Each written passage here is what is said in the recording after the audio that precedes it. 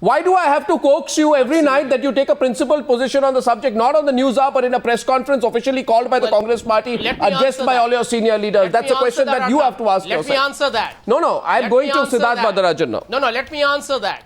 Let me answer that. I'm going to Mr. Varadarajan now. 1 minute. You asked me the question, let me answer that. 1 minute, let me answer that. Narendra Modi's case, he's a man who's a prime ministerial candidate, for heaven's sake. No, I'm going to steer. India. And let me tell you, somebody who does something so chilling, so violative of constitution, so frightening that I think anybody watching your program should be scared as to what the state under Gujarat, under him, is capable of doing to the average man. That's the reason why you have the press conference. Okay, now let's go back. Watching Jayanti Natarajan. Let's go back to these two emails. Let's go back to this. Sanjay Jha, 1 minute. Sanjay Jha, sympathy for anyone. Sanjay Jha, let's go back to the two emails. I'm going across to Siddharth Varadarajan, the two emails which have come out. Siddharth, one point comes to me that the first email sent by Tarun Tejpal is a smart attempt to try and put the blame on the victim, saying she led him on. And in the second email of the victim, she tears him apart point by point. After that, given that the second email has emerged now, Shoma Chaudhury over the last 1 week kept talking/threatening that there are other emails which will come out, which will throw up this whole consensual theory. With these emails, in fact, it demolishes the consensual theory. It proves that the girl destroyed the consensual theory in her email to Shoma. Absolutely. It's very clear from whatever trail of emails are now in the public domain that Tarun Tejpal has tried his best to give a certain color or a spin to what happened.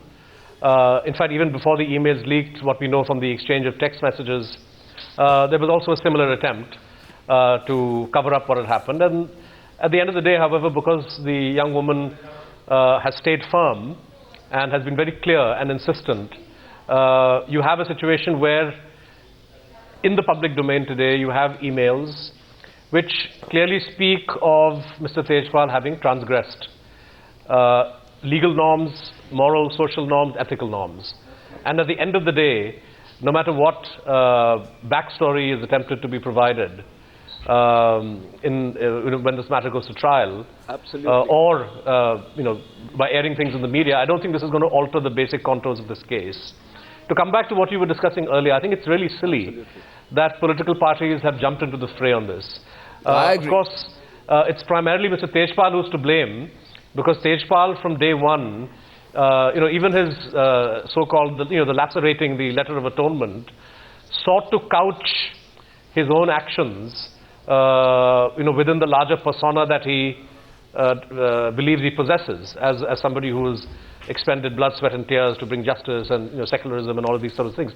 So he has consciously cultivated this persona and tried to link the charges against him to this political persona, and you see this very clearly in his bail application. And I think this is going to be a continuous line that Mr. Tejpal and his supporters are going to take. And it's essential that parties don't, the Congress party would be completely idiotic to leap into the fray on the basis of this sort of literature, this sort of an affidavit.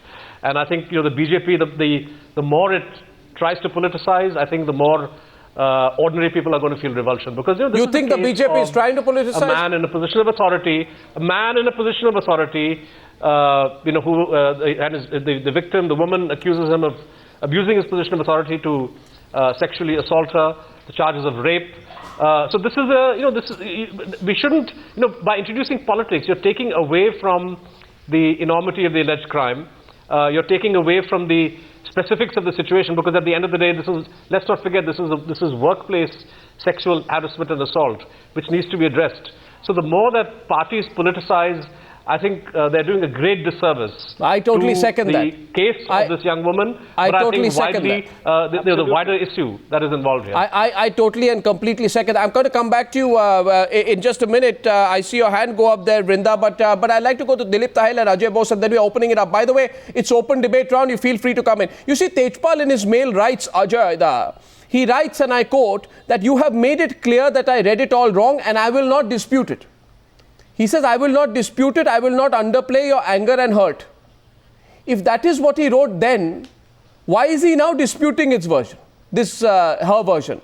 And if her version had not made its way into public domain, maybe Shoma Chaudhury would have let him get away with that version. You see, what Shoma Chaudhury was attempting to do is quite disturbing.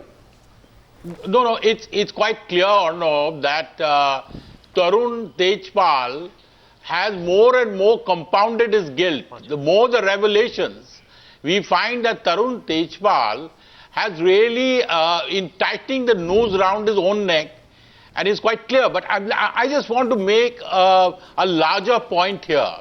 Tarun Tejpal's crime is not just against this young journalist. I think his crime is against the media as a whole.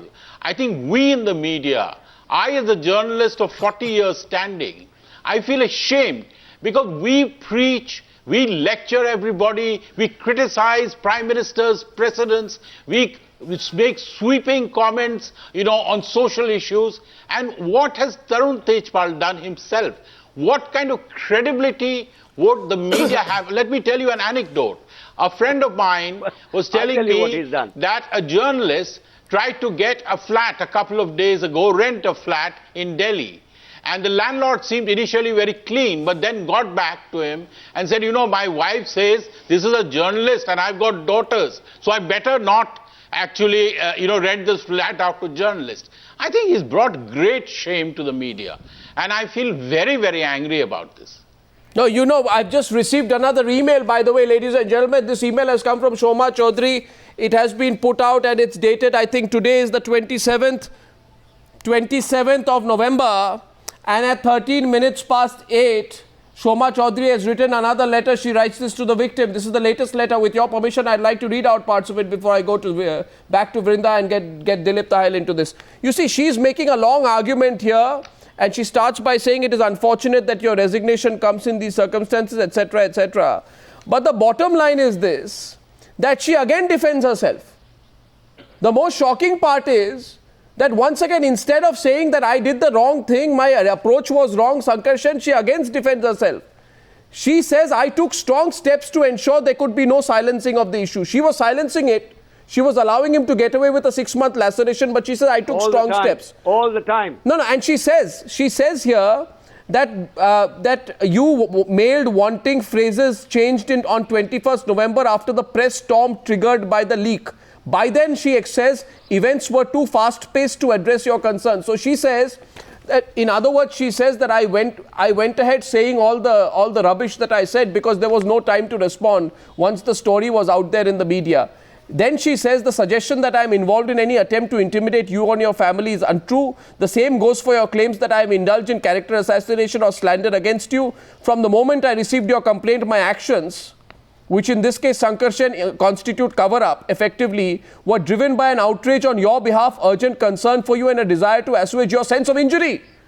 This is so self-righteous, this latest mail, that I wonder if Shoma Chaudhury is aware of the way people are feeling about the cover-up that was going on in Tehelka and the feelings which Ajay Bose has, or where it leaves the profession of journalism. Sankarshan, your response. These are parts of the letter which I'll read out more of. Arnab, Arnab, does it tell us something now that all these emails are in the public space? Does it tell us something that of all the emails that the public now has access to, there is only one person whose emails and public statements are consistent. And those belong to the wronged young lady. Absolutely right. Everyone else, they have gone from pompous to deceitful to desperate to downright nasty. You should see the kind of character assassination that has begun underhand. Also now, why blame anyone else? Tarun Tejpal has politicized the issue by naming the BJP in his bail application and seeking almost presidential immunities as upholder of Indian secularism. By the way, how much pompous can you get? This email is so self-righteous and so pompous in its tone that Shoma Chaudhury writes about how this has affected her. Vrinda, let me read it out to you. She is more concerned about how this has affected her. She writes, 1 second. She writes, to this extent, I rightly or wrongly did not even cross-check your account with the other journalists you had confided in until you had been given the official apology. At the end, you have accused not just Mr. Tejpal but Tehelka of failing women employees, journalists and feminists. That accusation unduly extrapolates the events of the last week with an institution whose journalists, staff and body of work have nothing to do with it. Today, despite my immediate assertions in support of you, I stand wrongly defaced and accused by you of having abandoned the public values I uphold in my work. This leaves me incredibly dismayed. It's the I, me letter from Shoma Chaudhury. I mean, I think we should have expected better, but I think people are beginning to expect less and less from this kind of self-righteous response. Quick response from you, Vrinda, to that. Dalip, sorry to keep you waiting. Yeah, see, it's very clear that Shoma Chaudhury is the one who has abandoned all her responsibilities, all her duties, legal as well as ethical, both towards the young woman journalist as well as all her employees. It is absolutely correct when she says that if you are not, please don't interrupt, it's really very hard to talk. These are serious issues, and you know, comments like bang on are just out of line over here. When you are saying, when she is saying you are not instituting proper mechanisms, what is the signal you have given to every employee, every woman employee in Tehelka, that if the top boss does this, he is going to get away? This is the impunity that has been signaled in Tehelka. If anybody has abandoned Tehelka, it is Shoma Chaudhury who has abandoned Tehelka, and these journalists there who built Tehelka to what it is today were trying to keep the institution. They are not the ones who have betrayed the institution. I also want to say that if you read all these emails and letters, from a legal perspective, there is admission of rampant and routine sexual harassment. What is the meaning of the boss lying on a couch with a light off and a woman journalist coming in to talk about a story? Is this how newsrooms are supposed to work? No. Is this how progressive journalism is done? But I do want to say something to Ajay Bose. This is not the isolated case in the media.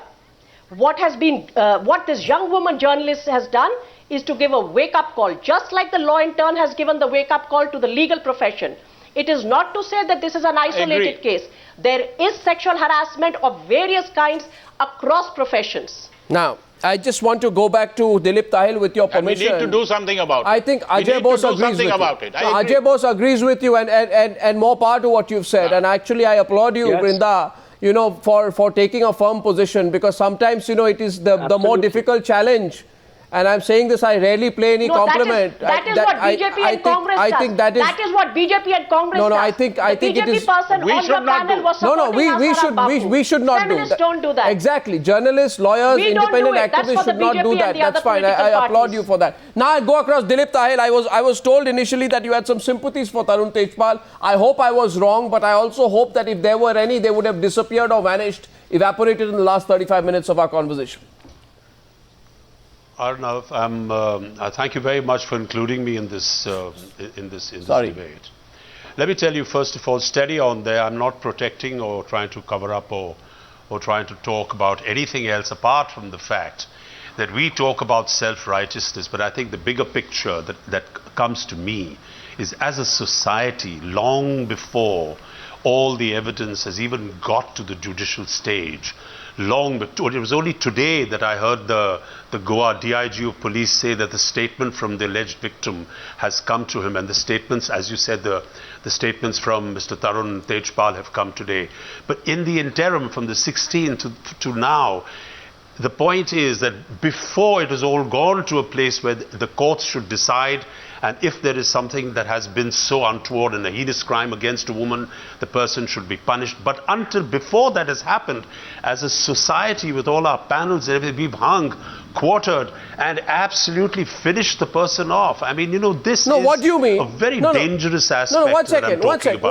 I'm talking about a constitutional right. What constitutional right? What about the constitutional right of the victim? What about the constitutional right of the victim had she not fought back? Had she not fought back? No, I'm not saying that there are no constitutional rights. What about her constitutional right? Arnab, please listen to what I'm saying. You are sitting as well in a self-righteous situation here in a panel panel that has decided that the person has done wrong. Yes, he may have done wrong. But the point of the matter is that his reputation is finished.